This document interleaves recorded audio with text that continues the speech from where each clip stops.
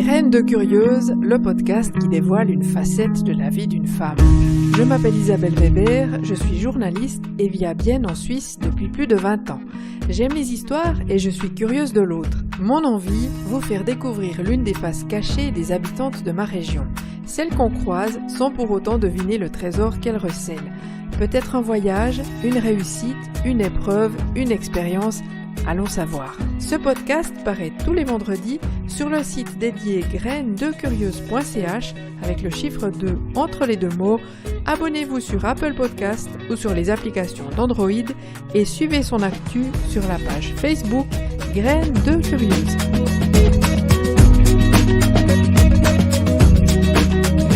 Cette semaine, Graines de Curieuse rencontre Mélanie Anken. Ce nom de famille vous dit sans doute quelque chose. Elle est la fille d'un grand gardien de hockey sur glace. Olivier Anken a été l'une des légendes du HC Bienne. Mélanie a tout naturellement décidé de suivre son paternel sur des patins, qu'ils soient à glace ou à roulettes. Elle est non seulement présidente du Skater Hockey Club des Skater Eagles de Basse-Cour, mais aussi gardienne dans des clubs indifféremment masculins que féminins. Dans cet épisode, on adopte le point de vue de celle qui a su se faire une place dans différents cercles, dans le sport comme dans la vie privée. Et pour la petite histoire, nous avons enregistré cet épisode dans l'atelier d'Antoine Galli, qui répare des bicyclettes, car le studio de Mute Radio n'était pas libre, il se trouve lui sous les gradins, et nous avons donc réintégré l'ancienne cabane de Mute Radio. Bonjour Mélanie. Bonjour Isabelle. Mélanie Anken, de quoi tu vas nous parler aujourd'hui ? De mon sport, le inline hockey et le hockey. Quand on te voit, on a un peu du mal à imaginer que tu es une sportive aussi convaincue dans un sport d'homme. Beaucoup de monde le dit, mais c'est une preuve qu'on peut être une femme avant tout. Alors ça a commencé comment cet amour du hockey en fait ? Alors c'est famille, mon nom le dit bien, mon papa est dans le sport et mon frère depuis tout petit aussi joue aussi, donc je suis un peu... J'ai été prise dans toutes les patinoires et puis ça m'a donné envie de faire comme papa puis le frère. Ton papa, c'est Olivier Anken, hein ? Oui. Tu nous dis 2 mots de lui ? Un grand gardien. Moi, malheureusement, je ne l'ai pas vu beaucoup jouer. Alors, grand gardien niveau carrière, oui, mais petit en taille. Mais pour moi, un grand monsieur, avant d'être mon papa, c'est quand même mon idole et mon exemple. Et c'est peut-être aussi l'endroit où tu le voyais finalement, où tu avais le contact avec lui, c'était sur le stade de glace en fait. Oui, exactement, ouais. Parce qu'il était ma jeunesse à moi, il était énormément sur la glace aux entraînements, il était beaucoup pris par ce sport. Et tu as choisi le hockey, tu voulais absolument suivre ses traces, t'as pas voulu, ou ses patins, t'as pas voulu faire un autre sport ? Alors, les autres sports, j'en ai fait pas mal, mais j'ai jamais croché, j'ai toujours arrêté, tandis que le hockey, j'ai croché, la preuve, j'y suis encore aujourd'hui.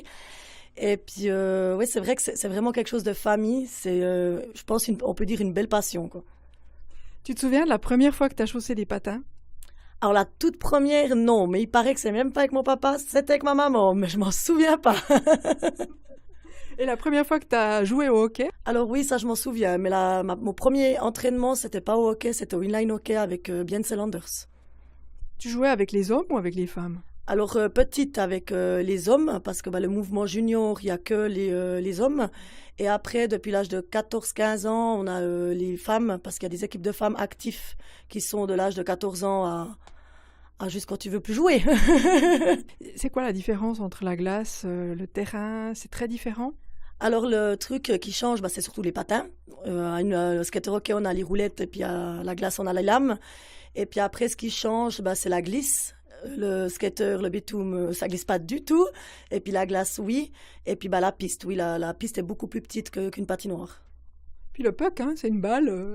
En effet, j'ai oublié, puis le puck est une balle, oui.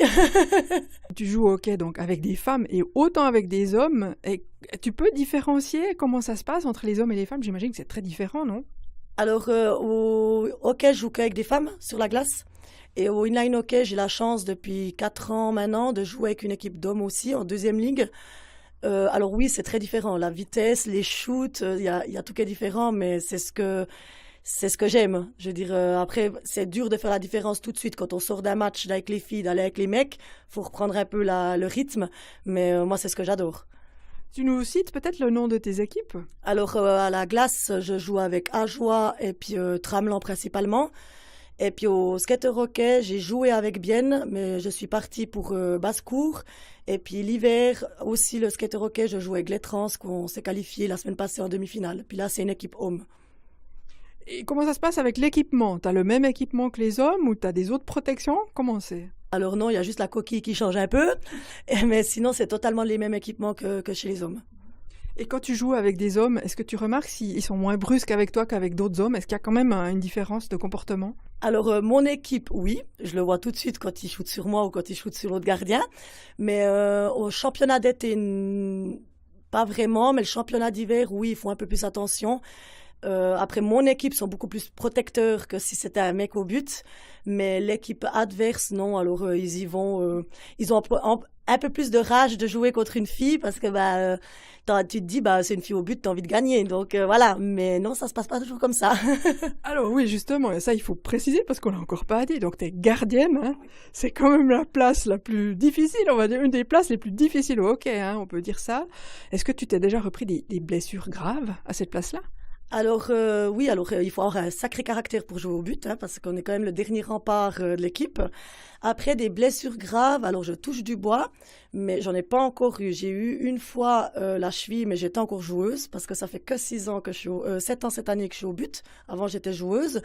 Et puis en fait c'est venu tout bête, c'est que il nous manquait une gardienne dans l'école quand j'étais encore à Bienne-Selanders.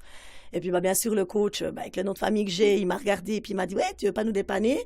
Puis j'ai dit ok, mais juste quand on trouve la gardienne. Puis résultat, j'ai croché. On a passé des moments avec mon papa que je n'ai jamais passé avant, du fait que c'est la passion de goalie. Et puis j'ai commencé à accrocher, puis j'ai dit que je voulais plus quitter ce poste, que je le restais. Puis maintenant c'est la 7e saison que je suis au but. Waouh. Et ton papa te donne des conseils en tant que goalie, comme tu dis?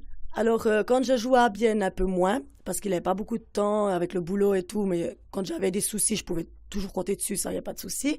Mais depuis que je suis à Basse-Cour, alors je pense qu'il a loupé 2-3 matchs. Il est tout le temps là. Alors, je vous dis pas la pression que c'est quand t'as le père qui arrive sur la piste, hein, tu te dis oh oh. Mais alors, par contre, c'est juste génial parce que les conseils après, ça m'a mis beaucoup en confiance, surtout avec les hommes. Il m'a beaucoup aidé niveau confiance. Et puis, j'ai beaucoup progressé depuis qu'il vient me voir jouer. T'as l'esprit de compétition, absolument. T'as la gagne. C'est vraiment ton truc depuis toujours? Alors, c'est rigolo parce qu'avant, j'étais vraiment à la gagne. Bon, je suis très fair-play et puis pas mauvaise perdante à tirer la gueule.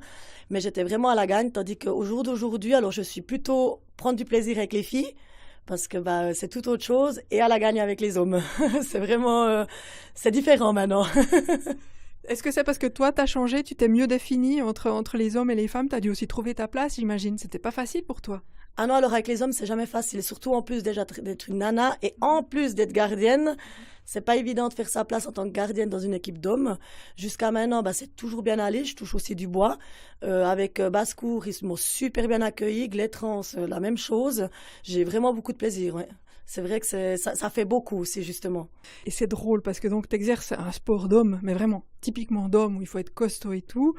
Et il faut que tu nous dises ce que tu fais dans ta vie privée parce que c'est carrément à l'inverse. Donc t'as vraiment les deux côtés qui sont très très développés chez toi. Donc en privé, qu'est-ce que tu fais? Alors en privé, je suis vendeuse et à côté, j'ai un institut d'onglerie. Donc oui, c'est très féminin. Comment tu concilies ça dans ta tête? Moi ça va, moi c'est normal, c'est ma vie, donc c'est vrai que mais les gens, il y en a des que ça fait rire parce que c'est complètement l'opposé, parce que beaucoup ont l'image justement du hockey que c'est l'homme.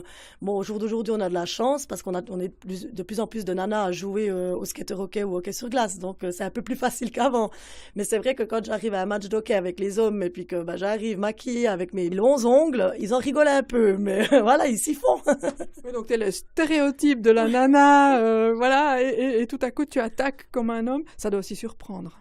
Je pense qu'il y en a beaucoup justement qui regardent l'image, que quand ils voient une nana arriver au bord de la piste et puis qu'ils la voient maquillée avec des faux ongles et puis tout, ils se disent oh c'est bon, c'est une nana au but. Et puis quand on est sur la piste, les nanas elles sont plus trop des nanas quoi. Je veux dire, on est tout autre chose. C'est ta botte secrète. Exactement.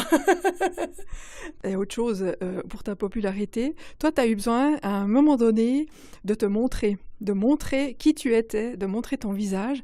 Donc, tu as fait des photos et c'est comme ça que, quelque part, ta popularité s'est étendue. Comment ça s'est passé? Alors oui, c'est venu tout bête. J'avais envie de faire des photos avec mon équipement de hockey pour ma famille et puis aussi pour prouver à mes amis privés que j'étais une femme avant tout.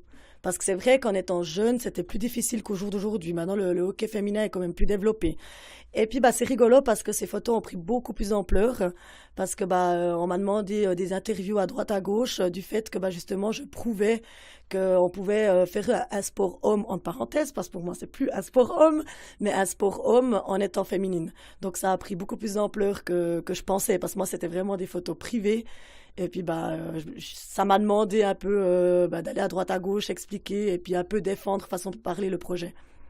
Comment ça se passe quand tu rencontres un garçon dans la vie courante qui te plaît et puis que tout à coup, tu parles que tu fais du hockey? Est-ce que ça change un petit peu le rapport? Alors, je peux pas vous dire parce que mon copain de maintenant est hockeyeur, donc... Mais c'est vrai que maintenant, les amis, par exemple, comme ça, quand je leur dis que je fais du hockey... Au jour d'aujourd'hui, ça passe parce que c'est plus choquant. Mais dans ma jeunesse, quand je disais que je faisais du hockey, ils me disaient « Ah ouais, mais tu joues ?» Parce que le sport féminin, le hockey féminin était moins développé qu'aujourd'hui. Aujourd'hui, c'est beaucoup moins choquant. Il y avait des préjugés contre les femmes qui jouaient du hockey? Ah oui, alors en étant jeune à l'école, j'étais tout de suite le garçon manqué, même que j'étais pas du tout ça. J'ai toujours été comme je suis maintenant avec des ongles. Avant, c'était pas des faux ongles, c'était le vernis à ongles tout simple. Mais j'ai jamais été, il me semble, un garçon manqué. Mais c'est tout de suite ce qu'on nous disait quand on était plus jeune à l'école. C'était Mélanie, c'est le garçon manqué, elle fait des sports d'hommes et puis tout. Au jour d'aujourd'hui, heureusement, ça a changé. Donc là, tu as pu prouver ça, hein, une féminité dans un sport d'homme, mais tu t'apportes ta touche féminine. Et du point de vue de ta famille, comment on te voit? Comment ils te voient, tes parents, par exemple, ta mère en l'occurrence? Je sais pas trop, faudrait lui demander. Non, mais en tout cas, je sais qu'ils sont juste fiers de moi. Parce que ils me suivent énormément dans le sport. Donc je pense que s'ils ne seraient pas pour, ils ne me suivraient pas. Donc non, je pense plutôt que c'est une fierté pour eux, surtout mon papa maintenant que je garde le même poste que lui. Donc je pense que c'est aussi que lui, ça lui fait énormément plaisir. Là, je leur ai jamais posé la question de comment il me voit. Donc là, tu as un copain. Est-ce que vous avez déjà réfléchi à avoir des enfants, à avoir une vie de famille? Est-ce que c'est un thème pour vous ou pas du tout? Alors, pas du tout. Oui, ce serait un thème dans l'avenir, mais c'est du nouveau. Donc, on va prendre le temps. Et puis, ça fait que 5 mois qu'on est ensemble. Donc, c'est du tout nouveau, un nouvel amour, on va dire. Mais après, l'avenir nous le dira. Mais donc, tu pourrais tout à fait t'imaginer continuer à pratiquer le hockey et avoir une famille? Ça serait possible ou tu devrais une fois renoncer à quelque chose, en tout cas, en l'occurrence au sport? Alors, j'espère que je pourrais faire les deux. Après, si je dois arrêter, ce sera pour la famille, donc c'est aussi du positif. Et puis maintenant, je coach aussi une équipe de jeunes, donc au cas où, j'arrêterai de jouer, puis je continuerai à coacher à la place de jouer. Mais pour la famille, je serai prête à arrêter. Mais en tout cas, pour ce qui est du sport, tu vas jamais le lâcher? Je pense pas. C'est vraiment une grosse passion. Maintenant, en plus, je suis partie de Bienselanders pour aller à Basse-Cour. J'ai repris les rênes du club. Je suis la présidente du club depuis 3 ans maintenant cette saison. Donc, c'est vrai que c'est vraiment une passion. Et puis, en fait, c'est ma deuxième famille. C'est vraiment des amis, une famille. Donc, je me vois mal. Arrêter de jouer. Mais quitter complètement ce sport, je me vois mal. Alors, c'était un excellent témoignage de quelqu'un de sportif. C'était le premier dans cette émission Graines de Curieuse. Je suis très contente de t'avoir accueillie, Mélanie. Surtout que tu es venue exprès de Courtétel à Bienne, à la Gourtelonne. C'est un clin d'œil sportif quand même. Merci beaucoup, Mélanie Anken, pour ce moment avec toi. Merci à toi. C'est très gentil d'avoir pensé à moi. J'espère que cet épisode vous a plu. Ne manquez pas de m'envoyer un commentaire sur Facebook à Graines de Curieuse ou de vous abonner à ma newsletter sur le site www.grainesdecurieuse.ch avec un 2 entre les deux mots. Soyez heureux et à vendredi.